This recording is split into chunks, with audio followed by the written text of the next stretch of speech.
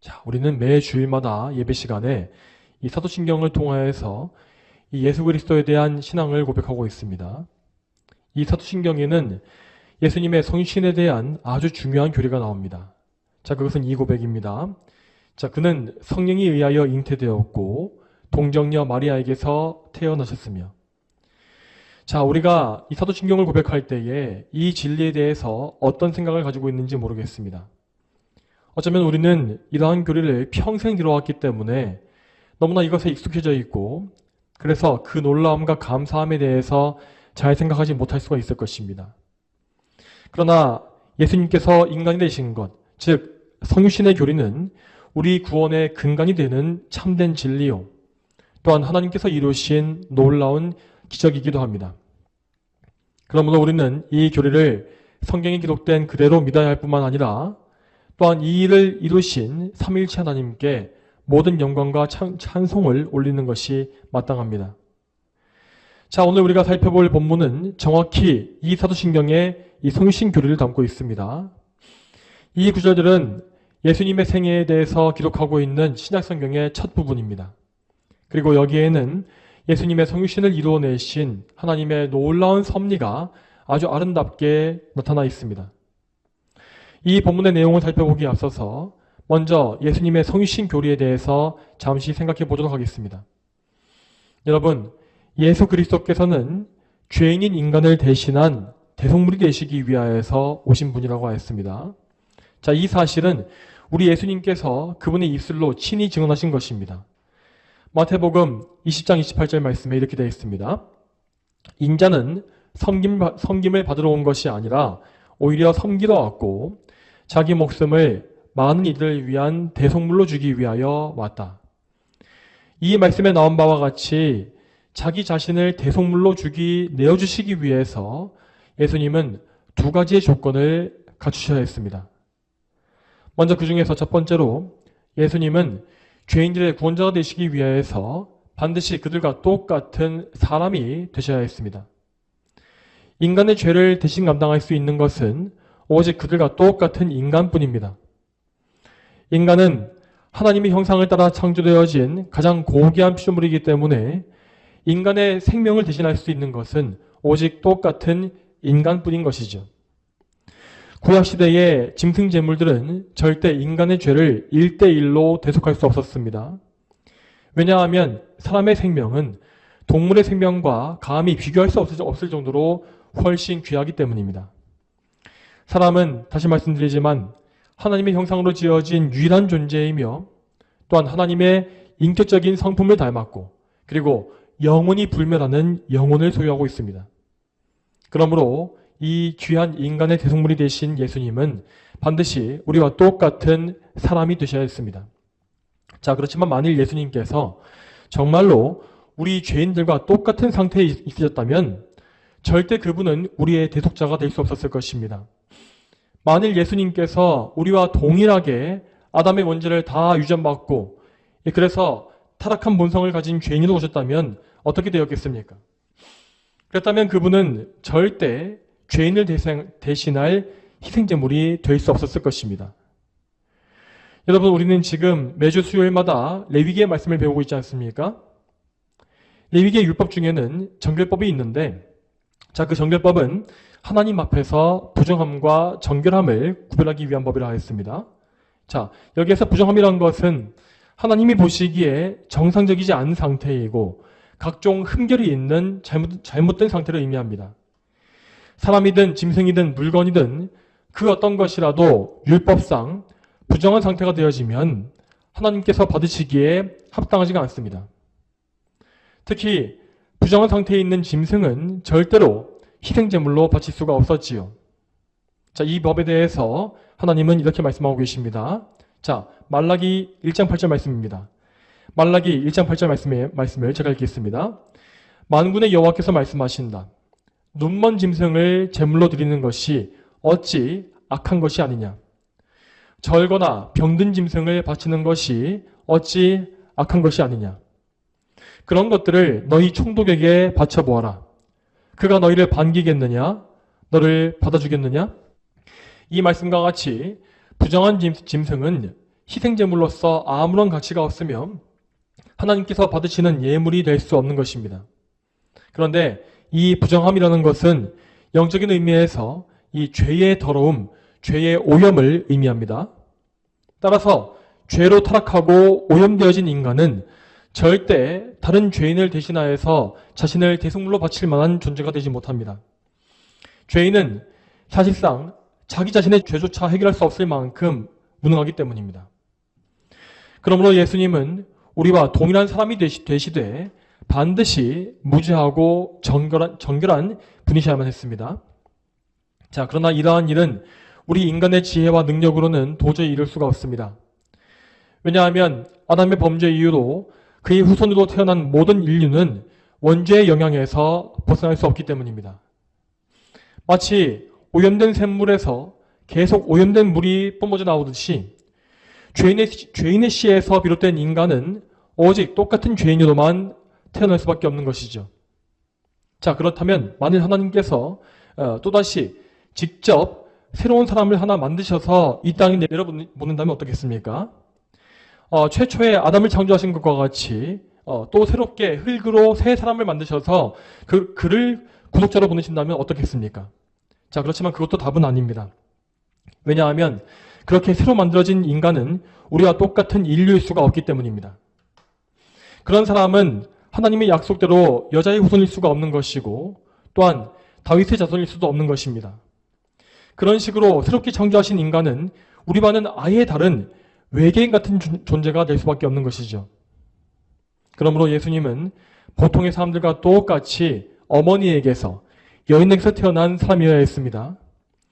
이 사실을 강조하시기 위해서 예수님은 항상 자신을 가르치실 때에 인자, 즉 사람의 아들이라고 부르신 것입니다. 자, 그런데 여러분 잘 생각해 보십시오. 사람의 아들이면서도 사람의 죄로 오염되지 아니한 그런 사람을 어떻게 우리가 만들 수 있습니까? 그러나 우리 인간이 절대로 할 수가 없고 상상해낼 수도 없는 이 일을 우리 하나님께서는 정말 놀랍게 이루어내셨습니다. 예수님은 남자를 알지 못하는 동정녀의 태중에 성령으로 잉태됨으로써 인성을 취하셨습니다. 그분은 남자의 씨와 여자의 씨를 취하지 아니하셨기 때문에 아담의 죄에 오염되지 않을 수 있었고 그와 동시에 여인의 태를 통해 태어나셨으므로 완전한 인간이 되실 수 있었습니다. 그 어떤 위대한 인간도 할 수 없었던 이 일을 하나님은 친히 행하신 것입니다. 그분은 구원받을 만한 가치가 전혀 없는 더러운 반역자들을 구원하시기 위해서 그분의 놀라운 구원을 행하셨습니다. 심지어 하나님은 당신의 가장 존귀한 외아들이 직접 인성을 취하게 하심으로써 이 일을 성취하셨습니다. 그러므로 예수님의 성신 사건은 우리가 영원히 찬송해도 부족한 하나님의 은혜와 놀라운 능력이 들어 있습니다. 그러므로 마땅히 우리는 이 놀라운 은혜에 대해서 온전한 지식을 가져야 하고 그분의 역사에 대해서 큰 감사의 마음을 가져야 합니다. 만일 우리가 예수님의 성신에 대해서 놀라움도 없고 감사하는 마음도 없다면 우리는 그 사실에 애통해하면서 나의 영혼을 성령께서 조명해 주시기를, 나를 깨닫게 해주시기를 간구해야 할 것입니다. 자, 이러한 마음을 가지는 가운데 오늘 본문의 말씀을 한 절 한 절 살펴보도록 하겠습니다. 먼저 18절 말씀입니다. 18절 말씀에 예수 그리스도의 태어나심은 이러하다. 그분의 어머니 마리아가 요셉과 정혼하였으나 그들이 아직 동거하기 전에 성령으로 잉태한 사실이 드러났다 하였습니다. 자, 마태복음은 예수님의 출생사건 자체에 대한 내용을 구체적으로 다루지 않고 있습니다. 예수님의 출생사건에 대한 자세한 기록들은 오직 이 사복음서 중에서 누가복음에만 나오고 있는데, 자, 그 이유는 이 각 복음서가 기록되어진 목적과 주제가 서로 다르기 때문입니다. 지난주에 살펴본 바와 같이 마태복음은 주로 유대인들을 대상으로 기록된 책으로서 예수님께서 이 구약의 예언을 성취하신 메시아시오 유대인의 왕이라는 사실을 증거하는 데에 그 초점이 맞춰져 있습니다. 그래서 마태복음은 아브라함과 다윗이 포함된 예수님의 계보를 먼저 말해준 것이죠. 또한 예수님의 탄생 기사에 대해서도 마태의 관심은 예수님의 왕되심, 예수님의 메시아 되심을 증거한 데 있습니다. 마태는 앞의 계보에서 다윗의 자손으로 제시되었던 요셉을 예수님의 육신의 아버지로 증거하면서 그래서 그분이 다윗의 자손으로 오신 왕이심을 증거합니다. 또한 그분의 어머니로 소개된 마리아 역시 유다 지파 다윗 가문의 사람이었기 때문에 예수님은 의심할 여지 없이 왕의 자격을 갖추신 것이죠. 또한 마태는 계속해서 예수님의 성육신이 구약 성경의 성취라는 사실을 보여주고 있습니다. 그래서 그는 예수님의 탄생에 대해서 이사야 선지자의 예언을 인용하고 있으며 그 예언의 성취로서 메시아께서 탄생하신 것이라는 사실을 증거합니다. 자, 반면에 아까 얘기한 누가복음은 주로 헬라인들 대상으로 기록한 책으로서 예수님이 완전한 사람이심을 보여주는 주제를 가지고 있습니다. 그러므로 누가는 예수님의 탄생 기사를 자세하게 기록하면서 예수님이 우리와 똑같은 사람으로 태어나시되 가장 낮은 모습으로 오셨다는 사실을 보여주는 것입니다. 자, 다시금 오늘 본문으로 돌아와서 요셉은 마리아와 정혼한 중에 마리아의 임신 사실을 알게 되었다고 했습니다. 자, 이 사건보다 앞서서 마리아는 가브리엘 천사로부터 예수님의 잉태를 미리 예고받은 바 있었습니다. 이 사건은 누가복음 1장 26절 이하에 나오고 있죠. 그때 마리아는 천사에게 예수님에 대한 계시를 받은 이후에 실제로 성령으로 말미암아 아기를 잉태하게 되었습니다. 그리고 그 직후에 마리아는 자기의 친척이자 세례 요한의 어머니인 엘리사벳에게 찾아가서 그 집에 3개월간 머물다가 자신의 집으로 돌아갔다고 되어 있습니다. 그러므로 오늘 본문의 말씀은 마리아가 엘리사벳의 집에 머물렀던 그 3개월이 지난 이후의 상황을 보여주고 있는 것입니다. 그때 마리아의 배는 점점 더 불러왔고 이제는 누가 보아도 그의 임신 사실을 알 수 있는 몸 상태가 되었습니다. 그런데 문제는 그 당시에 마리아가 요셉과 아직 정혼한 상태에 있었던 것입니다. 자, 유대인의 정혼, 곧 약혼이라는 것은 이 사실상 결혼과 같은 구속력을 가지고 있습니다. 그래서 이 정혼 관계를 취소하기 위해서는 이혼과 동일한 법적 절차가 필요했죠. 하지만 이 결혼을 결정한 남자와 여자는 정혼의 관계를 맺은 가운데서는 함께 동거하지 않았고 또한 부부관계도 가지지 않았습니다. 그들은 이러한 정혼 기간을 보통 1년 정도 유지한 이후에 그 다음에 결혼을 하고 나서 남편이 아내를 자기 집으로 데리고 와서 동거하게 되었습니다. 유대인들이 이러한 관습을 가진 이유는 이 정혼 기간 동안에 이 결혼에 대한 하나님의 뜻을 확인하기 위한 것이고 그렇게 함으로써 결혼에 신중을 기하기 위함이었다고 합니다. 자, 아무튼 마리아와 요셉의 경우에 그들은 정혼 관계에 있었기 때문에 마리아는 요셉에 의해서 아이를 가질 수가 없었습니다. 그러므로 요셉의 입장에서 마리아의 임신은 그가 정혼의 약속을 어기고 간음에 빠졌다고 하는 증거로 보일 수밖에 없었지요. 이런 경우에 구약의 율법은 간음한 아내를 돌로 쳐서 죽여야 한다고 말씀하고 있습니다. 신명기 22장 23절과 24절을 보게 되면 간음을 저지른 남자와 여자를 모두 끌어내서 돌로 쳐서 죽이고 그렇게 함으로써 백성 가운데서 공기적으로 그의 악을 없애버리라고 되어 있습니다. 당연히 요셉은 유대인으로서 그 법을 잘 알고 있었습니다. 그러나 오늘 본문은 그가 의로운 자였기 때문에 그 자를 드러내지 아니하고 은밀히 끊으려 했다고 말하고 있습니다. 이 말씀은 요셉이 하나님을 참되게 믿는 경건한 성도였다는 사실을 보여줍니다. 그는 분명히 하나님께서 주신 율법의 목적을 잘 이해하고 있었습니다. 분명 율법은 죄에 대해서 엄격한 형벌과 심판을 규정합니다.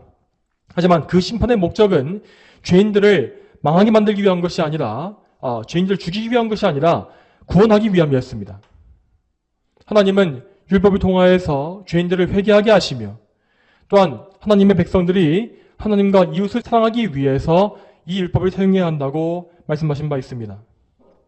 오늘 본문에서 요셉은 하나님과 이웃을 동시에 사랑하는 방법을 취하고 있습니다. 그는 하나님을 경외하는 자로서 가늠한 아내와 마땅히 파혼을 해야 했습니다. 자, 그러나 그는 동시에 자기의 분노와 감정을 폭발시키지 않았고 또한 성급한 행동을 하지 않았습니다. 그리고 자기가 사랑하는 여인인 마리아를 모든 사람 앞에 본보기로 삼으려고 하지는 않았습니다. 이러한 사랑의 마음과 참된 믿음으로 인하여서 하나님은 그를 의로운 자라고 부르신 것입니다. 그는 참으로 메시아를 믿음으로 말미암아 믿음으로 구원받은 구약의 성도였습니다. 하나님은 이때에 이렇게 경건한 성도 요셉을 준비하심으로 말미암아서 그가 예수님을 양육하는 육신적 아버지로서의 역할을 감당하도록 섭리하신 것입니다. 자, 그리고 하나님은 요셉이 품고 있던 마음을 알고 계셨고, 그래서 그를 안심시키기 위해서 천사를 보내셨습니다. 분명 이 천사는 일전에 마리아에게 나타났던 가브리엘이 있을 것입니다. 천사는 요셉의 꿈에 나타나서 마리아의 결백함을 증언했고 하나님의 놀라운 역사를 전해주었습니다. 이 말씀에 대해서 오늘 본문의 20절과 21절 말씀을 다시 보겠습니다. 이 일을 생각하고 있을 때에 주님의 천사가 꿈에 나타나 그에게 말하였다. 다윗의 자손 요셉아, 내 아내 마리아 데려오는 것을 두려워하지 마라. 그 여자에게 잉태된 분은 성령으로 된 것이다. 그 여자가 아들을 낳을 것이니 그분의 이름을 예수라고 하여라. 이는 그분께서 자기 백성을 그들의 죄에서 구원하실 것이기 때문이다. 여기에서 우리는 하나님의 세밀한 섭리의 손길을 확인할 수 있습니다. 아마도 이때 요셉은 마리아 일 때문에 고뇌하면서 잠을 이루기가 힘들었을 것입니다. 그는 그 괴로운 고뇌를 밤중에 계속하던 중에 지쳐서 잠에 들었고 그때에 하나님의 계시를 받게 된 것이죠. 하나님은 참으로 사람의 마음을 모두 아시고 사람의 영혼 깊은 곳에 있는 모든 것을 헤아리시는 분입니다. 하나님은 요셉이 마리아와 결혼관계를 유지하는 데에 따르게 되었던 부담감과 두려움을 다 알고 계셨습니다. 마리아의 임신 사실은 이미 주변의 많은 사람들에게 다 알려져 있었습니다. 그러므로 만일 요셉이 그녀와 결혼을 하게 된다면 요셉은 가늠한 여인과 결혼한 사람으로 오해받든지 아니면 정혼관계 중에 성급하게 아이를 가진 어리석은 자라고 오해를 받았을 것이 분명합니다. 그러나 하나님은 그의 인간적인 수치나 두려움을 모두 이길 수 있을 만한 놀라운 선물을 그에게 약속하셨습니다. 그것은 마리아가 낳을 아이가 바로 하나님이 약속하신 메시아, 구원자시라는 사실이었습니다. 하나님은 마리아가 낳을 아들의 이름을 친히 정해주셨는데 그 이름은 예수라고 하였습니다. 이 이름은 구원자라는 뜻으로서 예수님께서 자기 백성을 그들의 죄에서 구원하실 분임을 보여주는 이름이었죠. 자, 여러분, 구약 성경에서 여호와 하나님은 그분의 백성을 죄에서 구원하실 분이라고 계시되어 있습니다. 시편 130편 7절과 8절 말씀에 이렇게 되어 있습니다. 이스라엘아, 여호와를 바라라. 여호와께는 인애와 풍성한 구속이 있기 때문이다. 그분이 이스라엘을 그 모든 죄악에서 구속하실 것이다 하였습니다. 자, 그러므로 마리아가 낳게 될 예수님은 구약에 계시된 여호와 하나님의 구속사역을 행하시는 분임을 알 수 있는 것입니다. 즉 예수님은 여호와 하나님이시고 또한 여인의 후손으로 오실 구원자 메시아시라는 것입니다. 또한 하나님께서 친히 예수님의 이름을 지으셨다는 사실은 하나님께서 예수 그리스도의 아버지 되심을 보여주는 사건이었습니다. 동서고금을 막론하고 이 자녀의 이름을 지을 권리는 통상 아버지에게 있지 않습니까? 그러므로 하나님은 친히 메시아의 이름을 지어주심으로써 오실 메시아가 그분의 아들이심을 보여주신 것입니다. 자, 천사가 전했던 하나님의 말씀을 들었을 때에 요셉은 분명히 그 의미를 이해했을 것입니다. 그는 마리아에게서 태어날 아기가 바로 성경에 예언된 메시아라는 사실을 즉시 알았습니다. 구원자이신 메시아는 모든 유대인들이 아브라함 이래로 무려 2000년 이상을 기다려왔던 분이었습니다. 또한 인류의 역사를 통틀어서 계산해 보아도 그분은 아담의 때로부터 모든 인류가 무려 4000년 이상을 고대해왔던 유일한 구원자였죠. 그리고 그 당시 유대인들은 신구약의 중간기 400년의 암흑시대를 거치면서 정말로 메시아에 대한 열망이 간절해진 상태였습니다. 그런데 그 놀라운 메시아가 자신과 정혼한 마리아에게서 나오신다고 하니 요셉으로서는 이보다 더 놀랍고 기쁜 일이 없었을 것입니다. 그래서 잠에서 깨어났을 때에 요셉은 기쁨 가운데에 모든 두려움을 떨쳐버릴 수 있었습니다. 그는 즉시 마리아를 데려와서 결혼했으며 아기를 낳기까지 잘 보살펴 주었다고 했습니다. 그리고 이 일을 위하여서 요셉은 자기의 귀한 것들, 자기가 귀하게 여기는 모든 것들을 아낌없이 하나님께 드렸습니다. 먼저 그는 주변 사람들의 조롱이나 오해에 전혀 개의치 않았습니다. 즉 요셉은 하나님의 영광을 위해서 자기의 명예를 포기한 것입니다. 또한 그는 아들을 낳을 때까지 마리아와 동침하지 않았다라고 되어 있습니다. 그는 젊은 나이였지만 하나님의 영광을 위해서 자기 육신의 정욕과 혈기를 부인한 것입니다. 그가 이처럼 정욕을 이길 수 있었던 것은 하나님의 말씀에 순종했기 때문이었습니다. 24절 말씀에 분명히 말씀하시기를 요셉이 주님의 천사가 그에게 명령한 대로 행하여 라고 했습니다. 이 말씀과 같이 요셉은 하나님의 명령, 곧 그분의 말씀에 의지하여서 자신의 행실을 주의하고 자기의 혈기와 정욕을 부인한 것입니다. 시편 119편 9절 말씀에 청년이 어떻게 자기의 행실을 깨끗하게 하겠습니까? 주님의 말씀을 따라 주의하는 것입니다 하였던 이 말씀이 요셉의 순종에서 이루어진 것이죠. 요셉은 하나님의 영광을 위하여서 그분의 구속사에게 기꺼이 그리고 적극적으로 동참했습니다. 자, 여러분, 이것이 바로 믿음의 사람이 보여주는 열매입니다. 거듭난 성도에게 가장 기쁜 일은 바로 하나님의 영광입니다. 하나님의 영광을 위한 삶은 분명히 많은 희생을 요구하지만 성도들은 하나님의 영광을 가장 큰 목적으로 여기기 때문에 그 희생을 마다하지 않습니다. 자신의 정욕과 욕심, 자신의 인간관계, 자기의 부와 명예, 권력, 심지어 더 나아가서 자기의 생명까지도 그들은 기꺼이 하나님께 다 드리게 됩니다. 그런데 이러한 믿음은 결코 우리 사람에게서 나오는 것이 아닙니다. 하나님은 당신의 영광을 위해서 구별하신 성도들에게 영원한 표들을 바라볼 수 있는 눈을 주십니다. 그리고 하나님은 그 표들을 향해서 전진하기 위해 필요한 믿음과 소망과 사랑을 그들에게 부어주시는 것이죠.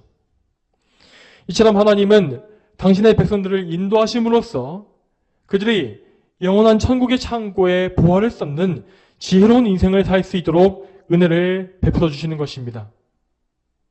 자, 그러면 다시금 죄인을 구속하시는 하나님의 사역을 잘 생각해 보겠습니다. 하나님은 요셉과 마리아라는 그분의 종들을 통하여서 당신의 선한 역사를 이루어 주셨습니다. 참으로 하나님은 신실하신 분으로서 당신의 약속을 끝까지 지켜주셨으며 또한 성실하신 분으로서 그 약속의 모든 일들을 흠없이 완벽하게 이루어내셨습니다. 이러한 하나님의 신실하심과 성실하심은 오늘 본문 22절과 23절에 가장 잘 나오고 있습니다. 이 말씀을 같이 읽어보겠습니다. 마태복음 1장 22절과 23절 말씀을 같이 읽겠습니다. 자, 시작. 이 모든 일이 일어난 것은 주께서 선지자를 통하여 하신 말씀을 성취하시려는 것이니 말씀하시기를 보아라 처녀가 잉태하여 아들을 낳을 것이며 그의 이름을 임마누엘이라 부를 것이다 하셨으니 이 이름은 번역하면 하나님께서 우리와 함께 계신다라는 뜻이다. 아멘. 자, 이 말씀은 구약 성경의 이사야서 7장 14절의 말씀을 언급한 것입니다. 이사야 7장의 말씀은 남유다 왕국의 12대 왕이었던 아하스의 통치 기간을 보여주고 있습니다.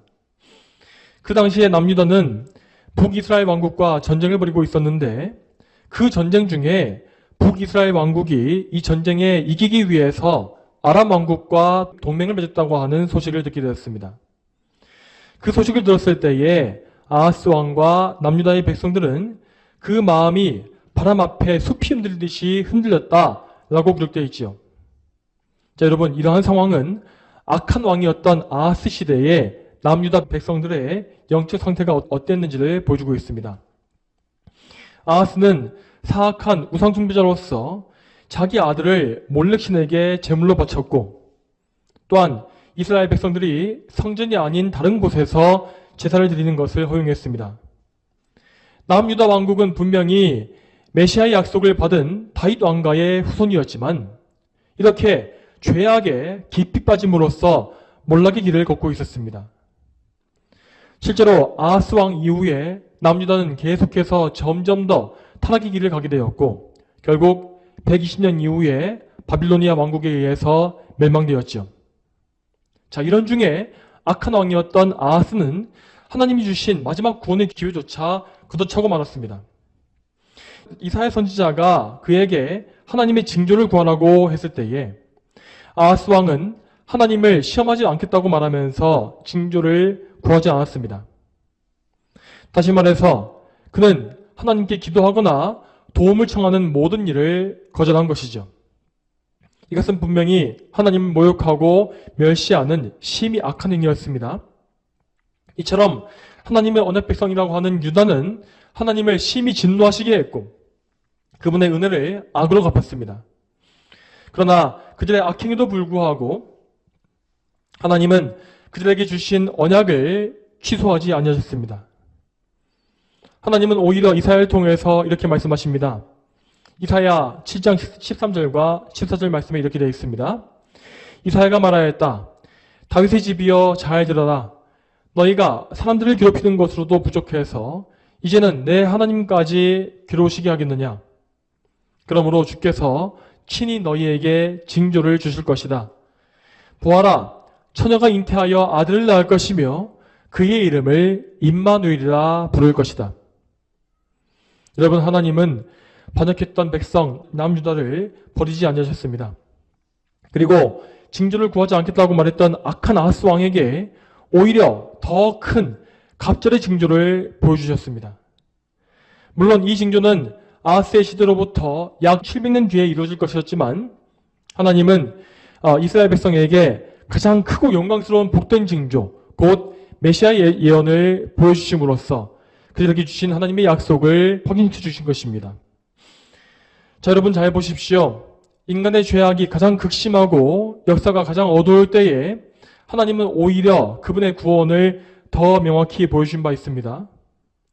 아하스의 때와 마찬가지로 하나님은 이 신구약 중간기 시대에 이스라엘이 강대국들에게 온갖 수치와 모욕을 당하고 있었던 그 어둠의 시대에도 그리스도 예수님을 보여주심으로 말미암아 가장 큰 빛을 보여주셨습니다. 또한 그리스도께서 승천하신 이후에도 하나님은 교회의 역사 속에서 가장 암울할 때에 가장 큰 구원의 역사를 주셨습니다. 로마 시대에 교회가 가장 극심한 박해 속에 있을 때에 하나님은 오히려 교회를 더 강하게 만드셔서 원수를 이기게 하셨습니다. 그리고 교회가 심각한 침체와 냉랭한 가운데 있을 때에도 하나님은 그때에 뜨거운 부흥의 역사를 허락해 주셔서 교회를 다시금 살려주셨습니다. 여러분, 이것이 바로 하나님의 은혜입니다. 하나님은 항상 아무 자격이 없는 죄인들에게 놀라운 구원의 은혜를 베풀어 주십니다. 하나님은 당신에게 반역한 백성들에게도 그분의 언약을 지켜주셨으며 비천한 죄인들 가운데 친히 내려오셔서 그들과 함께 거하셨습니다.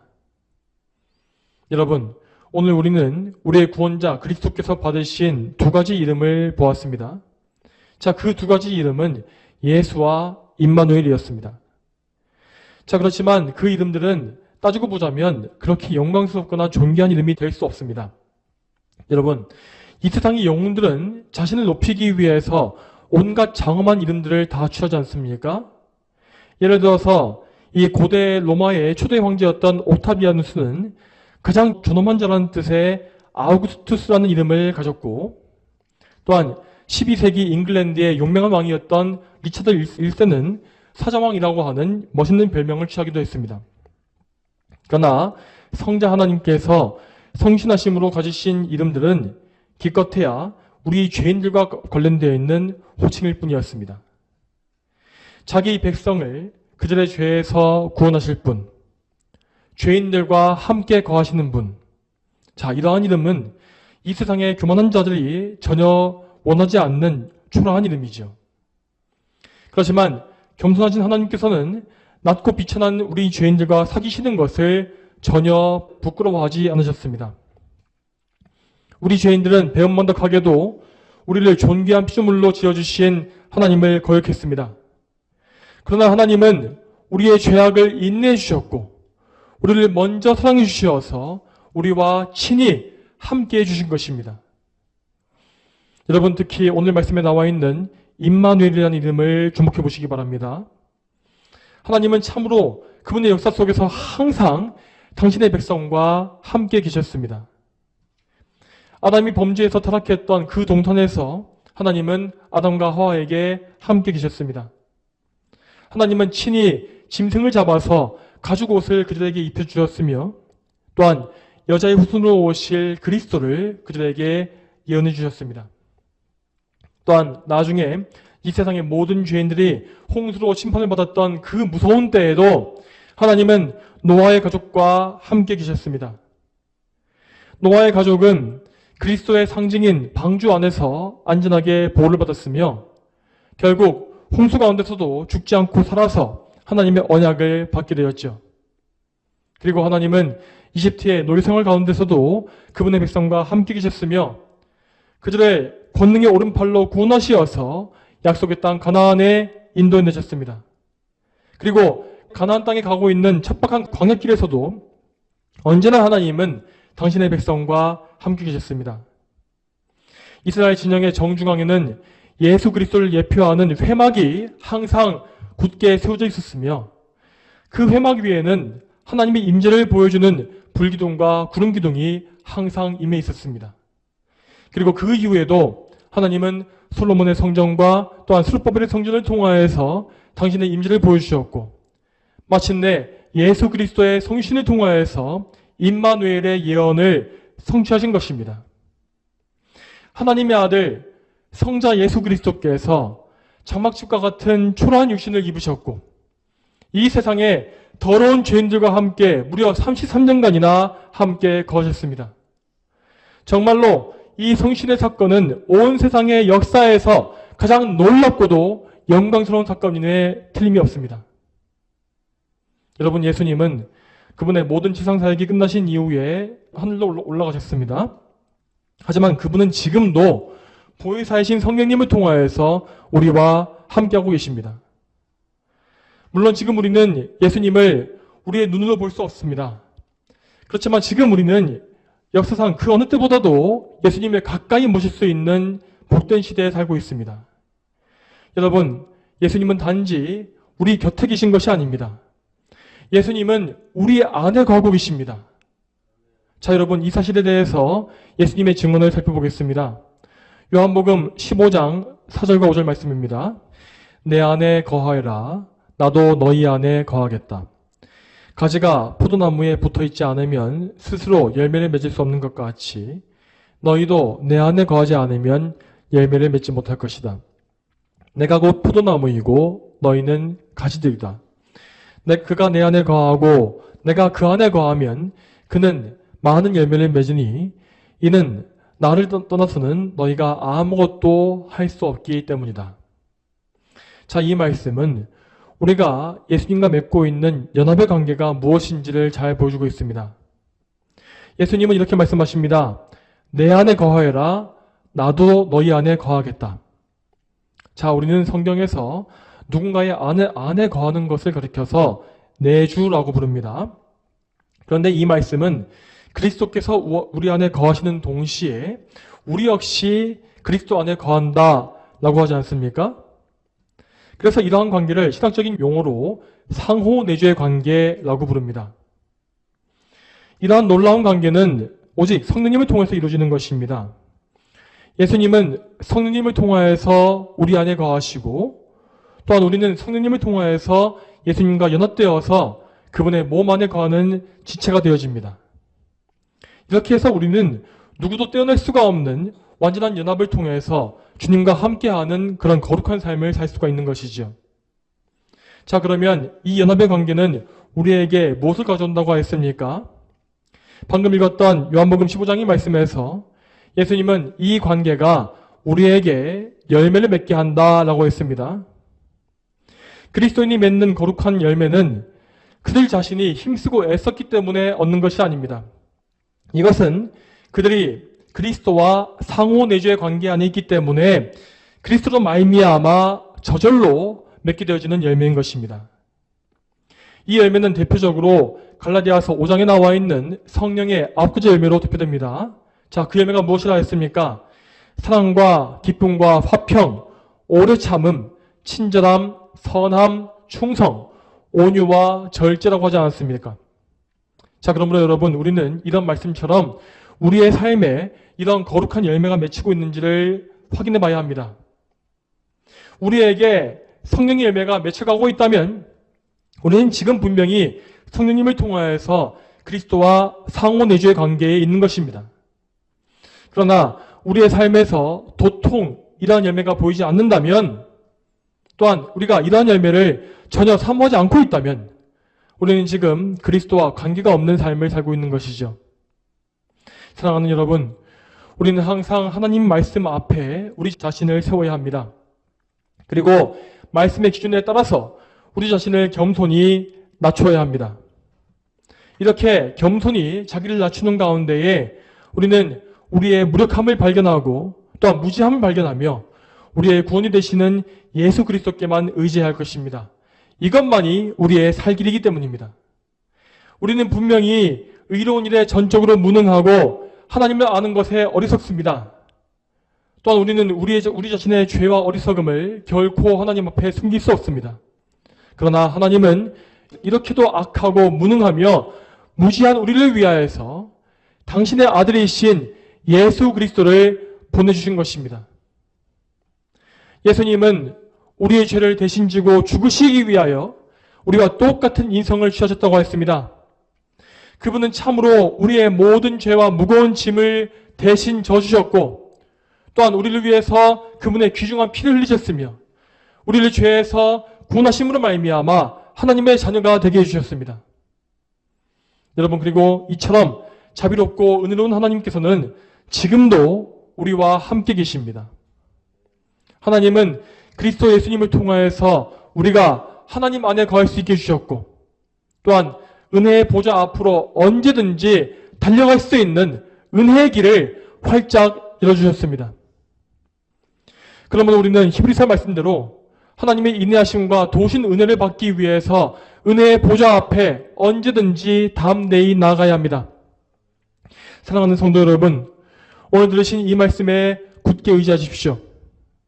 우리와 함께 계시는 하나님, 예수 그리스도를 믿으십시오. 그리고 그분을 통해서 아버지 하나님의 영광을 위해서 충성을 다해서 사시길 바랍니다. 저와 여러분 모두가 오늘 말씀에 기록된 진리를 굳게 믿음으로 말미암아서 하나님께만 큰 영광을 돌리는 거룩한 주의 백성이 다 되기를 축복합니다. 다 함께 기도하겠습니다. 하나님 아버지, 오늘도 마태복음에 기록된 말씀을 통하여서 예수님께서 죄인들을 구원하시기 위해서 이 땅에 오신 사건이 무엇인지를 보게 해주심에 감사드립니다. 하나님은 우리 인간의 지혜로 도저히 상상이 될 수도 없고 이룰 수도 없는 놀라운 기적을 행하심으로 말미암아 하나님의 아들이신 예수님께서 우리와 똑같은 인성을 취하게 하셨고, 또한 그분께서 죄 없이 순전한 하나님의 어린 양이 될 수 있도록 역사해 주셨습니다. 하나님, 우리가 마태복음 말씀을 통하여서 우리의 왕이신 예수님을 알게 하시고 믿게 하시며 참으로 우리를 위해서 오신 겸손의 왕 예수 그리스도를 굳게 믿는 가운데에서 그분께 온전히 복종하는 그런 삶을 살 수 있도록 도와주시옵소서. 우리가 항상 예수님을 닮아서 겸손하게 하시며 하나님 말씀에 주의하게 하시고 하나님과 동행하며 또한 예수님과 상호 내주의 관계 속에서 열매를 맺는 그런 거룩한 주의 백성이 다 될 수 있도록 인도해 주시옵소서. 감사드리며 예수님의 이름으로 기도 올립니다. 아멘.